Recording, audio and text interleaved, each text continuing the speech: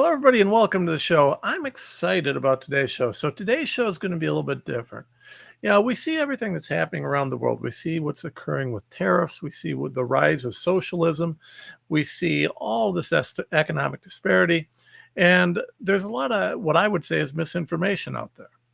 So, we looked around and we found a wonderful, wonderful gentleman, Rainer Zeidelman from Germany, who's done a bunch of work. He's written some amazing books on some various very relevant topics. And so today we're going to talk to him, and I'm very eager to get his perspective. And listen, as always, we don't script things here, so his perspective is his.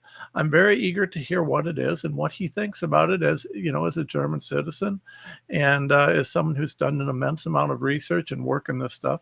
So, prolific author, historian, sociologist, just a brilliant guy. So I'm very excited for this conversation today. I think it couldn't be more relevant or topic sensitive to what we're facing around the world right now. So it'd be a great show. Before we get going, of course, we've got to do our daily grift. So please support us. GiveSendGo.com/RensLaw. GiveSendGo.com/RensLaw. Become a monthly donor. Your continued support keeps us fighting, and it's a huge thing. $20 a month makes a world of difference for us. Also, go to TomRens.com. www.tomrenz.com. You want to get here, you click over here, you go to shop, and you go down to partners and affiliates. You can go to any of our stuff, but go to partners and affiliates, scroll down, and check out our new partner, Dulce Sweetener. So they have this monk fruit based yucca root sweetener. It's really good. It's natural, it's healthy, no chemicals, wonderful sweetener, but without the sugar, without the processed poisonous sugars in it. I use this stuff. I just got it recently. I loved it. I said, yep, we'll work with you guys. So it's a great product. We're grateful to have them as an affiliate, and we're happy to be sharing that with you guys. So please take a look at them. Okay. Without further ado, let me bring on Rainer, historian, sociologist, brilliant author. How are you doing, sir? I'm great. I'm here in Berlin. Here now it's 7 p.m. So it's later. I think it's 1 p.m. where you're based. Yes, sir. Okay. Yes, sir. Well, I'm honored to meet you, and I got to tell you, Rainer, one of the things that I was most excited about was I was looking at your works, and I saw, and I'm going to bring it up and show everybody. This you can find at one of Rainer's websites. It's Hitler's-national-socialism.com. This book, Hitler's National Socialism, really was an interesting thing for me to see. And I'm very interested in your perspective related to that. My mentor, I'm an attorney here in the United States, and my mentor in law was a Nuremberg prosecutor. And he did extensive work on all things related to Nuremberg and to Hitler. But one of the things that he did that was interesting was he stayed in touch with and worked with a number of these guys to try and really understand what Hitler was doing and how he thought and that sort of thing as he went through that process. So Henry would tell me, his name was Henry T. King Jr., brilliant attorney, and he would share information with me. So when I saw that you had done such a deep dive into Hitler's work and into the fact that he was in fact a socialist, this was super interesting to me because not many people realize that socialism was his platform. I mean, really, am I right? Yes, of course, there are different kinds of socialism, different ways of socialism. We know this communist way, Marxist way. Of course, Hitler was not. He was not a communist, not a Marxist, but he was a socialist in another way. So he was anti-capitalist. He hated capitalism. But the difference between him and traditional communist socialists was, they wanted to nationalize everything, all the means of production. He was not in favor of nationalizing everything because, in a way, he was a social Darwinist and he had fear if everything is nationalized, there will be no more competition. And as a social Darwinist, he believed in competition. But that doesn't mean that he believed in free markets. On the contrary, he hated free markets. His philosophy was this way. He said it in a speech. I tell the entrepreneurs, the companies, you have to do this and that and that. And if they do it, I'm fine with this. Then I don't have to do it. But if they don't do it, then I will tell it, or then the state will do it. So this is not what is capitalism. This is not what means free enterprise. And this is a little bit, so I call him a modern socialist in a way. This is the kind of socialism that we have today. I distinguish between old type socialism, like in the Russian Revolution, everything was nationalized. So they saw that this did not work. And the modern type of socialism comes with regulation, taxes, and all these things. The state hasn't been the owner of all the means of production. Take an example now, Europe, Germany. We were very proud of our automotive industry with our Mercedes and BMW and Volkswagen and all this. But now the government, the government and people in Brussels tell them how they should produce and what kind of cars. For example, they banned now the registration of new cars with combustion engines. So in fact, it means it's only all electric vehicle. And this is the opposite of capitalism, because capitalism means democracy in the economy. The entrepreneurs decide what to produce, but in the end, it's consumers' choice. We decide every day, do I prefer to buy maybe a Tesla? Okay, I have no problems with this. Or I prefer to buy a car with combustion engine. But socialism means that people think that politicians are smarter than millions of consumers and millions of entrepreneurs. And this is, so I say always to people, if you believe that politicians are the smartest people on earth, smarter than millions of consumers, smarter than millions of entrepreneurs, then you should be pro-socialism, because this is what socialism means. Politicians make the decision instead of all these entrepreneurs and consumers. But if you think like me, millions of consumers and entrepreneurs are smarter than a few politicians, then you should be pro-capitalism. It sounds simple, but this is the bottom up. This is this, and Hitler believed, of course, that the government, and especially he as a dictator, is smarter than everyone else, and that he had to tell all these entrepreneurs what to do, what to produce, and how to produce. Well, I love everything you just said. I think that's brilliant, and I love the comparison between modern socialism and historic socialism. I think that's really important. Now, one of the things that also struck me with this, and I'd love to get your reaction, because I know that you spent an extensive amount of time studying Hitler and what he did. So my mentor, post the war, stayed in touch with Albert Speers. Speers was reportedly about as close of a friend as Hitler had, if Hitler could have a friend. They were communicated well together and did a lot of work together. That's because Hitler himself, he loved architecture. He read a lot of books about architecture, and Speer was an architect, and he spent hours and hours discussing with him how to form the new German capital, Berlin, where I live right now. And this was his favorite thing, so he discussed very long with him. Yes. Henry would say that Hitler was a frustrated architect. He didn't have the talent to do it, but he enjoyed it. Yes. And so Speers was became friends with him through that. And Speers talked to, Albert Speers, for anybody that doesn't know, was the only leading Nazi to actually say he was sorry on the stand. He was the only guy to apologize and say what we did was wrong. And he avoided being hung. Almost everybody else was executed. So Speers then stayed in touch with Henry afterwards, and Henry ended up writing a book on Speers.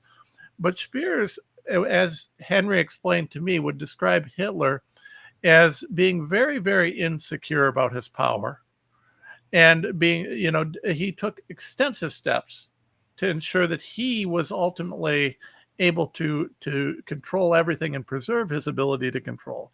He would pit one general against another. He would isolate people. He would have people work in silos, things like that. Um, Now, the reason I bring this up is because when we talk about socialism, as you've discussed it, one of the things that I see with Hitler is kind of being the origin of modern socialism, which is socialism. It's absolutely socialism, but it's socialism as determined by the ruling class, as you so eloquently put it. So, what I'm curious on is just your thoughts about this kind of new iteration of socialism we're seeing. I think the origin of it came from Hitler, and I think that it's manifest both in the European and in the American economies today. We're seeing this kind of Hitler socialism where it's the government picking the winner, and it's not nationalized socialism, it's not communist socialism. It's the government picking a winner through overregulation, through tax structures, through just picking winners and losers in the industry. We're gonna open an investigation onto this guy, but not that guy because this guy's following our orders and that guy isn't. I mean, these are very Hitler-esque policies and approaches, aren't they? Yes, the economy, of course, we have some similarities, but it's not black and white. You have nowhere in the world 100% socialism or 100% capitalism. Even in countries like North Korea, you have very little bit of market economy, even if it is the black market, because otherwise everyone would die. And in the so-called capitalist countries, even like in Europe or the United States, of course, you have a lot of socialism, but it's not pure capitalism or pure socialism. But I would compare it with a test tube with two ingredients, market and state, or capitalism and socialism. And then what I do as a historian, I watch what happens if you add in this test tube more market or more state. Now, I'll give you an example because maybe this sounds a little bit abstract. First example for more market. Vietnam. I was in Vietnam several times, and I produced a film that I will show now at this year's Freedom Fest. It's in June in Palm Springs. I can recommend everyone to come there. You meet a lot of libertarian, good people there. And I produced this film about Vietnam. So I was in Vietnam. The story of Vietnam is, there was the war, but not only the war with the United States. Before they had the war with France and with Japan and with China and others. And what was not destroyed by the war was destroyed by the planned economy crazy system that they had after the communists won. And so in the 90s, Vietnam was the poorest country in the world, poorer than all African countries, for example. They had a GDP per capita of $98. They were very, very poor. And then they started with adding more market. They understood we can't go on like this. Even the so-called communists understood it at one time. They introduced private property, started free market reforms, had a lot of free trade agreements with a lot of countries, and implementing more capitalism, implementing more market economy. Of course, it's not pure capitalism. There is no pure capitalist countries.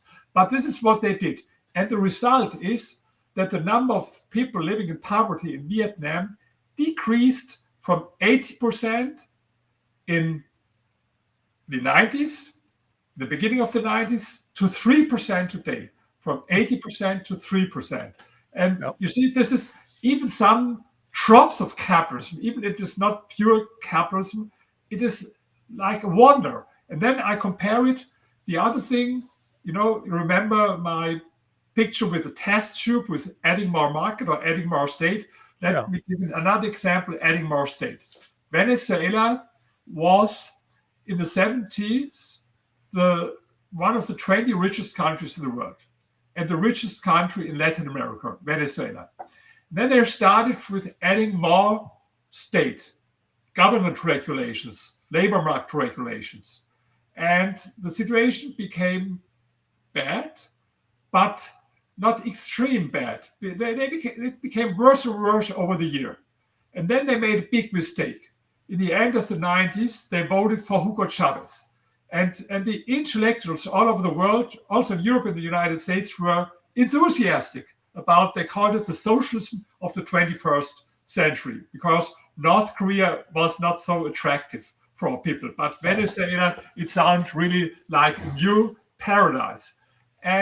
But what happened? The first 2 years were not so bad because he had good luck that the oil prices increased tenfold. But then they started with nationalization and with all these things that socialists do. The result is that today 80% live in poverty in Venezuela. From the richest country in Latin America, it's now the poorest country in Latin America.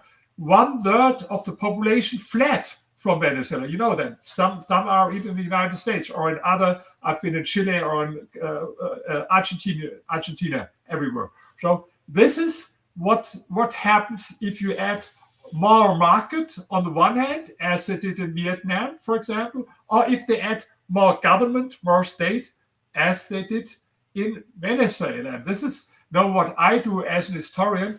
I don't believe so much in abstract theories like some economists do. I have 2 PhDs, one in history and one in sociology, and so I'm used to look what happens in the real world, and then to learn what lessons. And this is what I did in my new book about the origins of poverty and wealth. I traveled to 30 countries in 20 months. I've been in 30 countries, and to study one of these countries, I mentioned this country was Vietnam, for example, but I can speak also, if you like, about other negative examples like Nepal, for example. Or this is what I did. I studied it, of course. I studied the history of these countries, and I did some polls, what people think of these countries, but also I traveled to these countries to speak there with politicians, entrepreneurs, and of course, ordinary people. Well, and I'm eager to transition into that. By the way, everybody, here's the book. It's origins-poverty-wealth.com, origins-poverty-wealth.com. I would urge you to take a look at this. This is incredibly well thought out. Rainer's a brilliant guy. And we're not selling these books. I'm just telling you to look at them because they're valuable. I think they're important for people to look at. I think they're important for people to see. And I encourage them to support you in your work, because we need people who are willing to look at this stuff and just look at the evidence. And I would say, and I would argue that the evidence is quite clear. Where we embrace socialism, where we remove the incentive for people to achieve, they don't. People ultimately without incentive do not achieve. So let's go into that. So you've got the origins of poverty and wealth, and you traveled around the world, and you talked to people about what's going on. What did you find here? What were some of your key findings? Yes, I mentioned something about, in the end, it's very simple. More economic freedom means more prosperity for people, and less economic freedom not. This sounds very simple, but in the end, it is this way. I give you another example. I spoke about Vietnam. Now let's speak about another Asian country, Nepal. Nepal, this is a country between India and China, the country with the Mount Everest, and I've been there. And this is the second poorest country in Asia. Poorest country is Afghanistan. Now that's the second poorest country. And I could study what's the reason there. First, I think Donald Trump would love them in a way because they love taxes. Donald Trump said taxes is the most beautiful word in the dictionary. And in Nepal, they love taxes. For example, for BMW, you have to pay 320% tariff. 320% tariffs. Wow. So it's not taxes, tariffs. Yes, tariffs.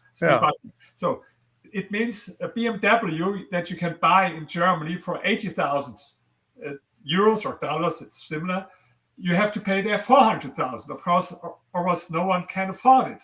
So this is one of the reasons why they are poor, because they hate profit. They have a law that is not allowed to sell anything with more than 20% profit. So you have to show to the government how high were your costs for producing something. Then you can add 20%. If you add more, they will punish you, or you have to bribe, of course, the people. So this is crazy. They hate profit. They think profit is theft. Their president, he's a Maoist. They had a long civil war with Maoists, but now the president is a Maoist. And they have 120 parties there, but 90 out of these parties are socialist, Marxist, Leninist, Maoist. So it's Wow. really, in a way, it's funny. And I couldn't understand, because they live in poverty. And of course, I met there good people. You have also libertarian people there, some people who want to change this. And these were my partners. And I asked them, what I don't understand. You see what's happening around you, the other Asian countries, like Taiwan being very prosperous, or Singapore, or even China and India. They had some economic reforms, and number of people living in poverty decreased, even in China or India. Or we spoke about in Vietnam, and you are still so poor. For me, it's like, for example, you live in a rundown house, and you see all your neighbors, their houses become better and better, and instead of your natural reaction should be watch what did they do and maybe copy it. Yeah. This is what I would do, but Yeah. they ignore it. They prefer to have these crazy socialist and Maoist ideas, and so the result is they live in poverty. And this is what I saw in a lot of countries in the world. And you have the problems also. I see it's everywhere a fight between free market and socialism. And it's not only left and right. You have, even today on the right, you have some people who believe too much in big government, in a way. Yeah. Well, we certainly do. I mean, we're seeing that in a lot of the Western countries. I mean, we're seeing a lot of Western countries where people claim to be on the right side of things, but are very, very pro-government. I mean, what we're fighting this here in America right now. I mean, it's the fight is obviously well known everywhere, but we see that we have a $5 trillion or more dollar per year budget in this country, $5 to $6 trillion per year, and we're finding out now that as much as a third of that is absolute waste, fraud, and abuse. Absolutely. So to be honest, I support, and I think it's great what Elon Musk started to do to cut down. You should do it, like we can speak later about Javier Milei in Argentina, because I was now every year in Argentina. I see him as a role model, and I think Elon Musk likes him also. You should take something like a chainsaw, to put a lot of this away, wasted money, bureaucracy, people who do nothing. Then the best thing would be if they don't work. But the real problem is that they work, because but of course I see. I'm interested to how you see it. I live here in Germany, and I see what happens now in the United States with the tariffs, and I'm not pro or anti-Trump. I think some things that Trump did were really good. For example, he cut down a lot of regulation, and he lowered taxes. But I don't believe what he does now with his tariffs. I'm more on the side of Elon Musk. I think what we should have is like zero tariffs. But this was interesting. I saw Donald Trump posted it on his Truth Social account. the reaction of Vietnam. I liked it. For example, we spoke about Vietnam before, and their reaction was, okay, he would harm them now with 47% tariffs, what is, Yeah. of course, unbelievable for them. And they said, okay, let's reduce everything to zero. And this is, I think, what we should do. And this is what Milton Friedman, he believed, because in the end, tariff is another word for taxes. So this is where I confused it before. So I can't understand, for me, someone who says tariff is the most beautiful word in the dictionary, it sounds for me like someone who would say taxes is the most beautiful word in the dictionary. No one would say. So I think there's a discussion now in the United States and even in the government, and I hope that that there will be a correction, because as I said, for me it's difficult because I'm interested in your opinion, but what I saw, I've been a lot of times in the United States, if you discuss about Donald Trump, it's difficult. There are some who believe he's like our God. If you say one word critical, they're up to, don't say. And there, for others, it's the devil. And if you say something positive, oh, he did some good things. Oh, so they're also sure. And I'm sitting between all them, because okay, here he did some really good things. I love it what he did with Elon Musk. So, and then other things. So I think this is not a good idea. And so in the end, sometimes I have the feeling that I feel a little bit lonesome, because I'm attacked from the believers who Trump is our God, and from the Trump haters, Trump is the devil. And I said, no, I can't see it this way. I see it more differentiated. I don't know, what is your approach to this? Well, my approach is similar to yours. I follow the evidence. As an attorney, so as a historian, you look at what happened, you look at the evidence, and you make decisions based on what you saw. As an attorney, I do the same thing, except for instead of looking backwards, I'm looking at the current times. So as far as things go, I would say there's kind of two things riding around in my head on the tariffs. The first is that if you wanted to negotiate fair trade, you have to start somewhere, and you have to have negotiation room. So I don't know whether Trump is planning on negotiating or keeping tariffs, or whether he will negotiate to a flat, 0-0. I don't know what he'll do with that. It'll be interesting to see. But I do know that if he hadn't done anything, he wouldn't have been able to negotiate. So I think he had to take some dramatic actions to allow and to force negotiations. I think when we look at the way that the trade deals were structured from the United States perspective before, our country for some reason decided, and the reason's not hard to understand, and I think you'll appreciate this given your knowledge and your experience. The elite, the ruling class, the people, the wealthiest in our country, well, they own companies, and those companies produce and sell all over the world. Where they produce is not a big deal for them. They're going to make money whether they make it in China, whether they make it in Europe, whether they make it in America. Now, they know that they have the American market. They know that we're going to buy things. But what they found is we came to a point in the United States where a combination of things occurred. First of all, we had a massive, massive overregulation. Environmental regulations, safety regulations, all these regulations. Crazy. The cost to manufacture was out of control. Then we also had another additional group of regulations that prevented us from obtaining our own natural resources. We couldn't mine, we couldn't drill, we couldn't harvest lumber because we were for environmental regulations. So we didn't have natural resources that we were producing. So we had to import anything that we wanted to manufacture. Then we couldn't manufacture effectively because of the overregulation based on manufacturing.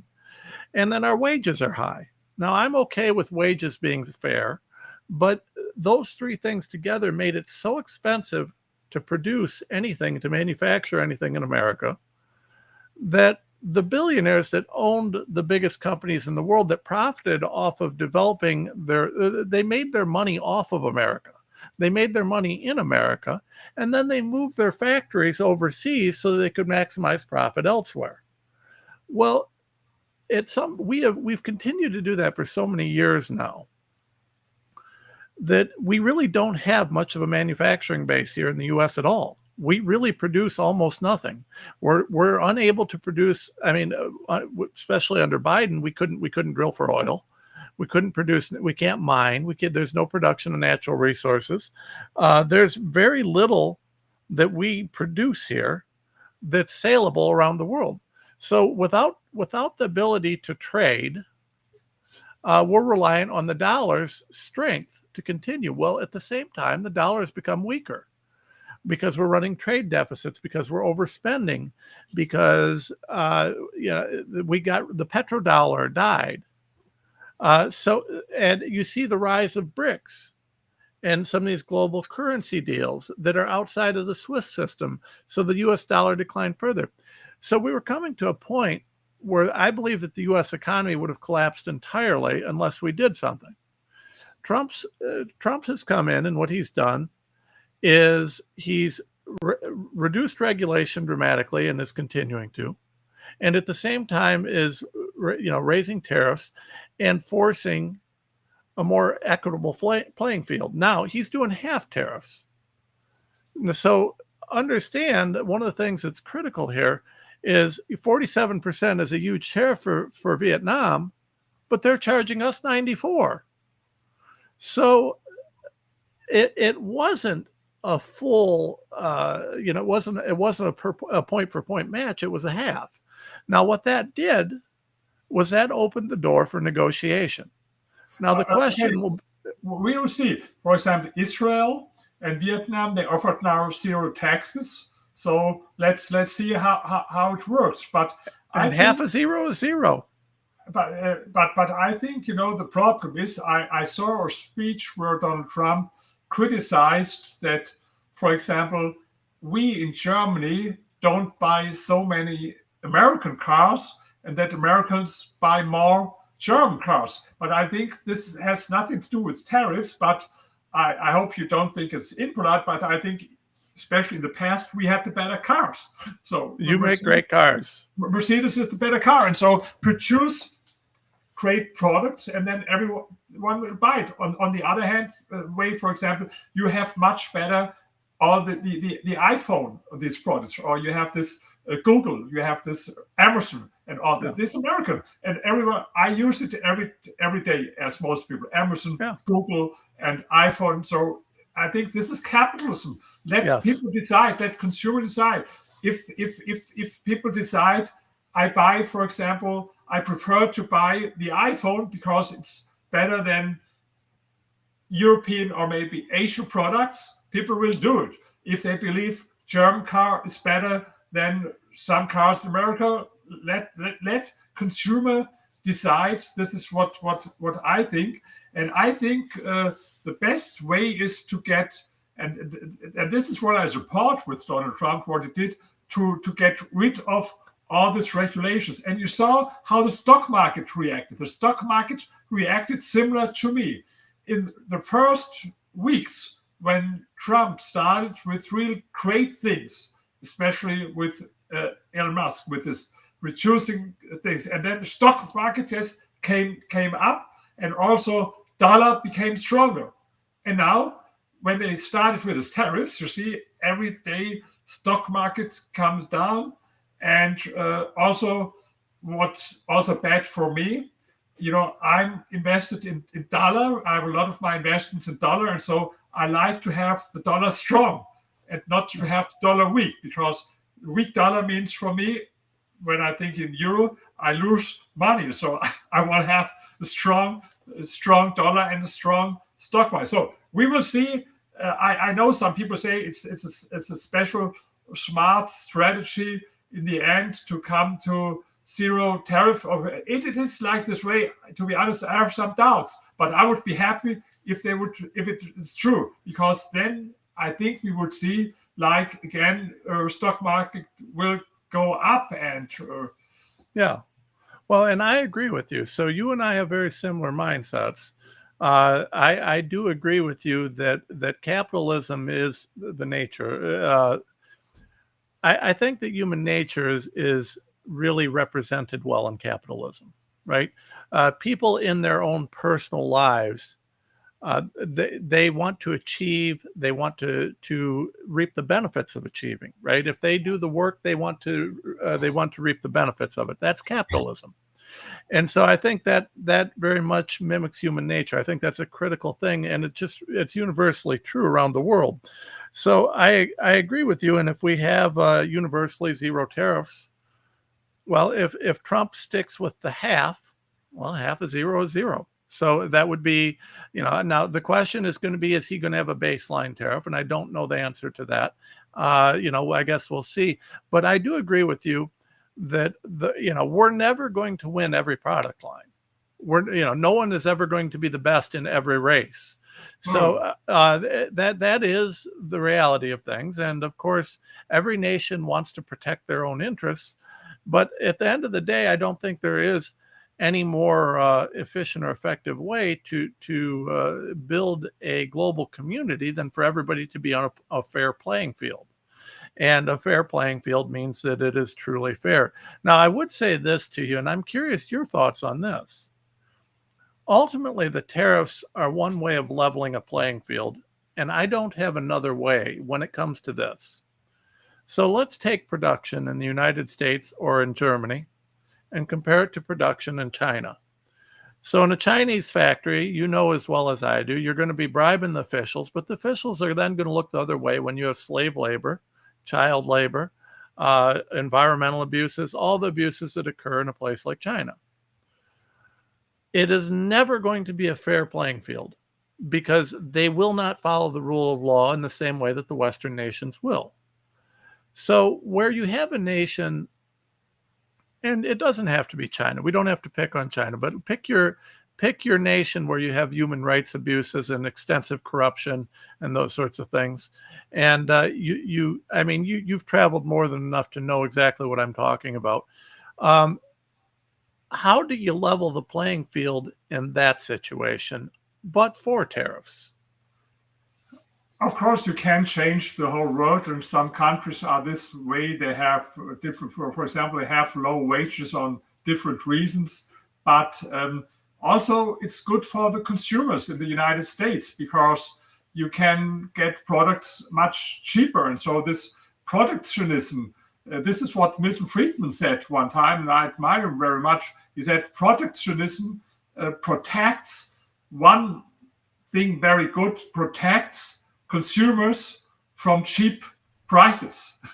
And this is in the end, it's also good for consumers. And I think the most important thing, and this is where the United States are still very good at, you can never compete with the wages lower than in these countries like Vietnam or China. But in the end, it's about ideas. It's about creativity. It's like, for example, I admire really Elon Musk with the SpaceX, for example. This is another example for me why capitalism is better. We had this. It's a long time ago in the 70s. In 69, we had this first landing on the moon, and this was with the government at this time. But then it stagnated for 50 years. It stagnated. Yeah. That we should reach more goals, like Elon Musk said, go to Mars or wherever, go again to the moon. But it didn't happen because the government was not efficient.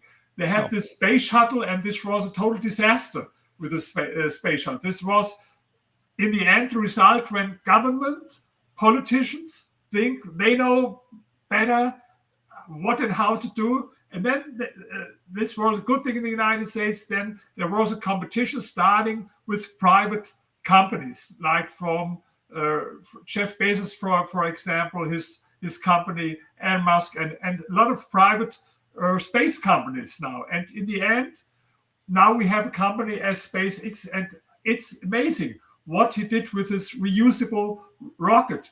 And he reduced the costs to the costs by more than 80%. The cost stagnated for 40 years, and he reduced it. And I think this is only the beginning. And this is another example for me, because since 20 years, you see everywhere in the world that we have more government in almost all countries. It's in China, it's in the United States, it's in Europe, but there's one exception. This is the space industry. The space industry, this is the exception. We have less state and more market. Today it's dominated by private companies. And the result is that now things can be done that were not possible to do it with the government, like this reusable rockets. And I think this will lead always also to bring us to Mars. So I agree. This is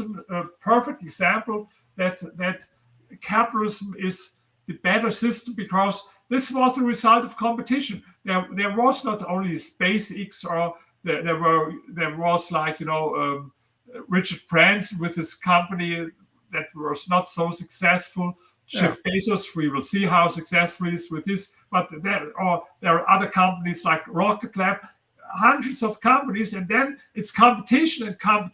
And in the end, you see, oh, here's the best. Let's decide the market. Let's decide competition, who's the best, and not like NASA officials sitting there and say, we decide.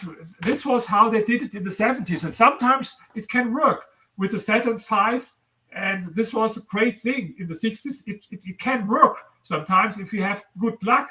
There are very smart people from this, they built a great rocket that brought us to the moon. It's not that it always fails, but then it failed for 40 years because you can't rely that these people from the government or NASA, that they have always the best ideas. So rely on the market, rely on competition. And this is what happened now. And you see now the United States, if you see with space, and this is especially because of SpaceX, it's so much better than Europe. We have here in Europe, it's all run by almost everything run by government, and it doesn't work. And in China, it's run mostly by government, but the United States are the best now in this. Why? Because this is, I think, two things as I see it, as German made America great. The first thing is capitalism, and then there's another thing, to believe in yourself and not seeing yourself as a victim. I hate this victim mentality that you have today, especially on the left, but not only. Oh, I can't succeed because I'm the victim of racism, I'm the victim of capitalism, I'm the victim of sexism, and we should have now some gender equality standard. Yes. Get away with this. This is this victim. Everyone want to be a victim. And in this way, I think even on the right, and even with Trump, you have a little bit like this victim mentality. If this first, we have problems because of Japan. This is what he said in the 80s. It was Japan. Now we have problems because of China or because of Germany. No, it's not this way. I hate always this victim mentality. And in this way, I spoke about Vietnam before. They are role models for me. Let's come back for a minute to Vietnam, because this is also, it's a very important lesson. They could, I told you, they were the poorest country in the world in the 90s. They could blame, of course, the Americans, for example, because of the war. In the Vietnam War, there were 10 times more bombs and explosives on Vietnam than in the Second World War on Germany. So it was a lot that was destroyed. Or they could blame France or China or Japan. They had war with almost everyone. But they didn't do it. On the contrary, they love Americans. I've been there several times in Vietnam. They love Americans. You see it in the polls. You see, if you speak with people, they love really Americans. And they don't blame them for their problems. And this was the good thing that they did in the end of the 80s, when they saw that they had problems. There could be two reactions. First reaction, it's the fault of the United States. they started the war. Please give us development aid to help us, as all these African countries do today. We are the victims of climate change. So give us money as a compensation for you did this climate change. Give us more money, or give us development aid because of colonialism or slavery and all these things that are a long time ago. This is the mentality of a lot of African countries. I like the Viet approach from Vietnamese people. No, it's not the fault of the Americans, not of China. It's our own fault. We had the wrong economic system. Let's learn from the Americans. They have capitalism. Capitalism is successful. So look, what did they do? Implementing private property, making free market reforms, free trade, and this made them successful. And this is the second lesson, that I saw when I traveled all over the world. Not only capitalism, but victim mentality is so harmful to it's the same in personal life. I have two PhDs. We spoke about the first PhD. This was about Hitler's National Socialism, but I have another PhD. You can also buy it as a book. It's called The Wealth Elite. This is about the psychology of super rich people. I had interviews with 45 super rich people. And one result was, what's the difference between them and others? Most of them, they take responsibility not only for their success, but also for their setbacks, for their failure. They don't blame other people. And this is, of course, for example, if you want to change something in your life, you should see how can I change my mindset, for example. First, change your mindset. And then, but if you blame other people, that it's their fault. And so this way, I see it with Trump a little bit like this victim mentality. Oh, it's China, so they harm us. It's Germany or it's Japan. No, don't believe it. Look what you can do here in the United States. Get rid of regulation, lower taxes, like Ronald Reagan did, for example. I'm a big fan of Ronald Reagan because a lot of things they don't know. Before he came, before his first time in office, taxes was up to 70% in the United States. Yes. And he lowered it to 28%, from 70% to 28%. And this was a great thing for the United States. So I believe very much in Ronald Reagan, and he would never believe in this crazy victim mentality to blame other people or other countries what's wrong. And this is the same for a nation and for an individual. But so I am 100% agree with you. And I am also very much on the libertarian side of things. I very much lean into that. I would say this though, because you said a little bit ago, you mentioned Milton Friedman and his protectionism protects consumers against low prices. I would follow that up and say it also protects them against high wages, protects them from high wages. What I mean by that is that when you have no protectionism and industry leaves, your wages stagnate, your wages drop. Right now, one of the things that we face, and we have to recognize, there's a couple things we got to recognize, and that is the assumption of free markets works perfectly when the playing field is level, but where you have corruption. So I agree with you on everything you're saying on your theories on capitalism, except for one thing. I don't think you're considering the people who cheat. When the game is played on a level playing field, capitalism is 100%, it's perfect. But capitalism also requires ethics. Otherwise you have issues. And we don't have that. So when the CCP puts its thumb on the scale and cheats by having no standards for manufacturing, by allowing people to, we've heard stories about, for example, them exporting rice with plastic chips that look like rice in it. When we allow for them to not actually to follow the rules, well, then what you have is a situation where you don't have true capitalism because you have one of the nations or more of the nations cheating the game. Protectionism is the only way to prevent that. Now, here's the problem and here's the rub. I believe in a free market, But the free market can't exist unless everybody plays by the rules, and the rules have to be balanced. They don't have to be identical. They have to be balanced. You can't have one nation committing fraud in its exports. You can't have all nations agree to environmental standards and then one of them flaunt that. Um, if you do, what happens is that you are protecting the consumer from price changes, but you're also protecting them from earning more money, because what will happen is all manufacturing will move to the nation that allows for the most corruption, Yeah, the most abuse, and but that's what's happened. yeah, yes, but there in every industry and everything, you have two things. The first thing that really adds value is ideas, is True, experience, is creativity, and true, this primitive, work like even a robot can do.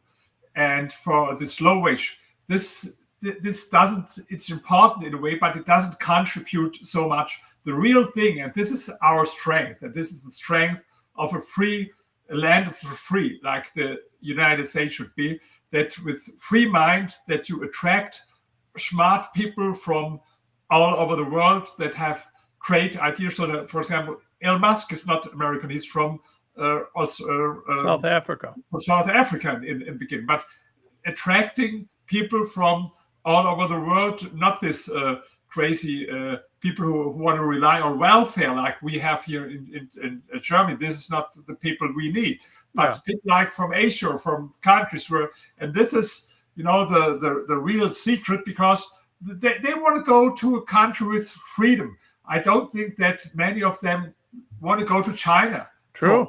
For example, to live in True. a country like this, they want to go to a country like the United States, and these are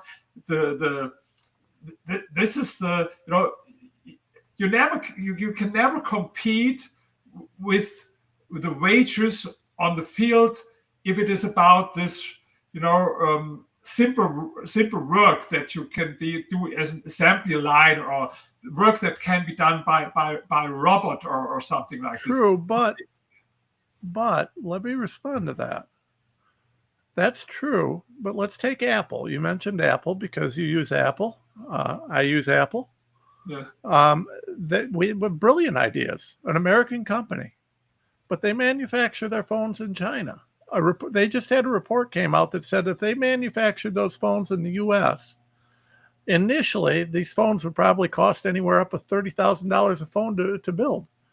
Now, that tells you a lot, right? Now, the problem is they came to the U.S. The people with the ideas, the brilliant people, came to the U.S. They live in the U.S. They reap the benefits of living in the U.S. But the workers, the working class, the rest of the people in the U.S.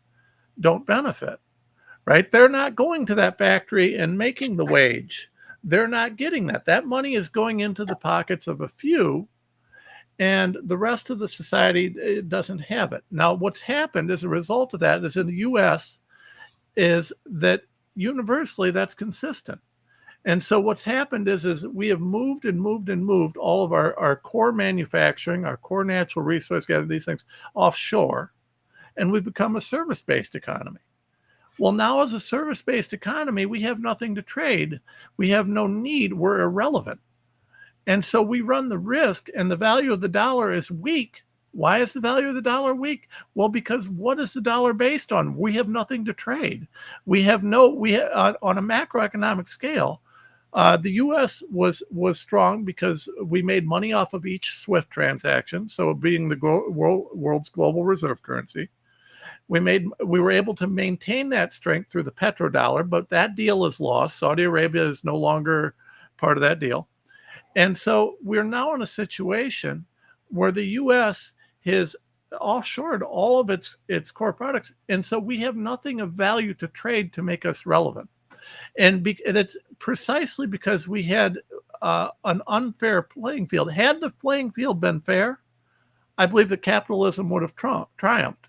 But in this case, it wasn't fair. We can't compete with a country that will allow you to enslave children in a factory. And we shouldn't have to. That's immoral. We shouldn't have to. So how do we deal with that? I think the question is what story you tell to this.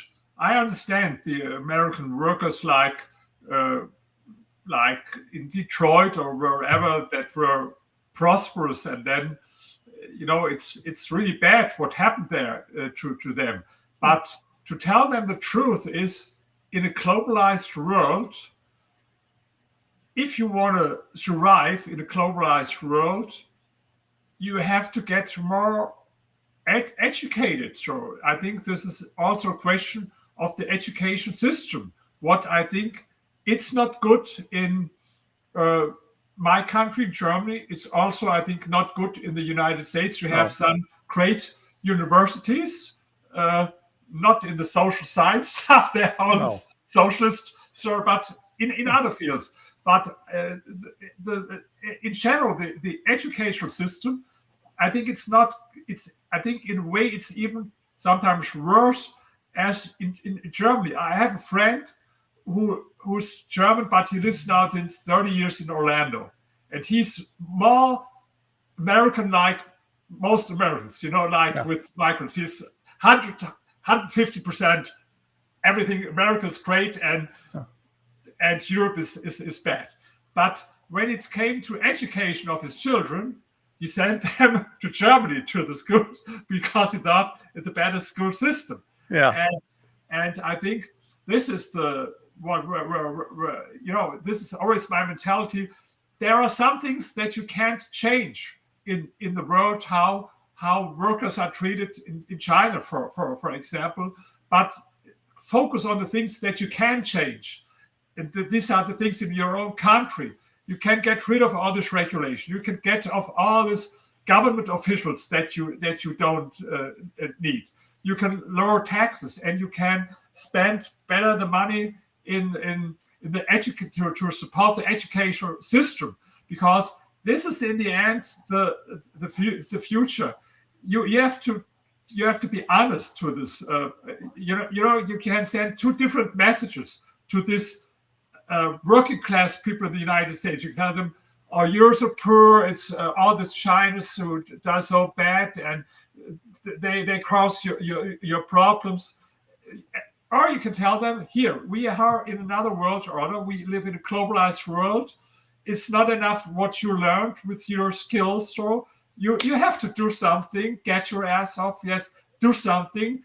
Get some more education for yourself, because this is the thing that where we can be good at in the modern world with creativity. We can't compete with them with this unskilled workers and their wages. So, but we can compete with create. Of course, not everyone will be is a genius, but I think there's a lot of potential in working class people to go up to go more educated. And this is another problem. I think in the United States, I read a great book. It's the myth about American inequality. I read a great book, and what I learned from this book, that you have also a big welfare state today in the United States. In Europe, people think, "Oh, United States, it's pure capitalism. They don't have any welfare state." But this is, of course, wrong. You have a huge welfare state, and this makes it easy for people. They don't have to do something for their education. And I don't blame these people. It's logical for them. If you can't get money from welfare or for whatever from the government, and in the end, if you make your living, you don't have to get more educated.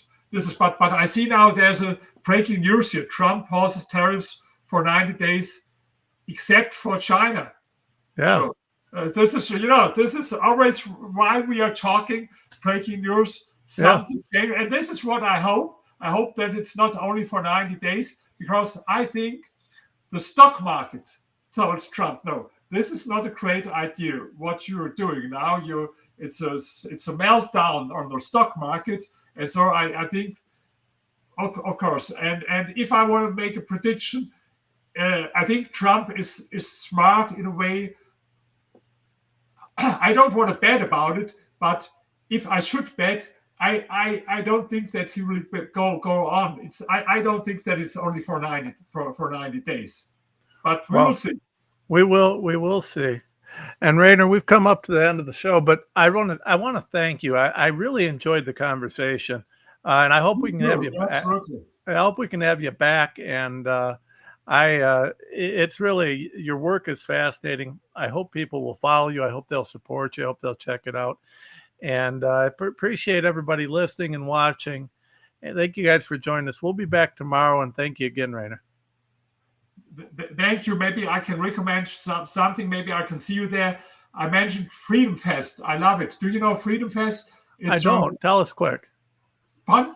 Tell us about it. Yes, it's the biggest gathering of free-minded people in the world, like libertarian people. I'll be there every year. This year it's in Palm Springs from June 11 to June 14. You find there 3,000 people. For example, Steve Forbes, who's a friend of mine, he's always there. And you see a lot of libertarian, free-minded people. This is every year. It's in another city. Last year it was in Las Vegas. It was terrible. It was like 120 Fahrenheit, 120. And it never happened to me in my whole life. But this year it's in Palm Springs in California. And it's the biggest gathering. You have so many free-minded people, and you will meet great people there. You can watch also. I don't earn any money with this. It's only hope to meet you and meet some other people on this Freedom Fest in the United States. Well, I appreciate that. Check out Freedom Fest, everybody. Rainer, thank you for joining us.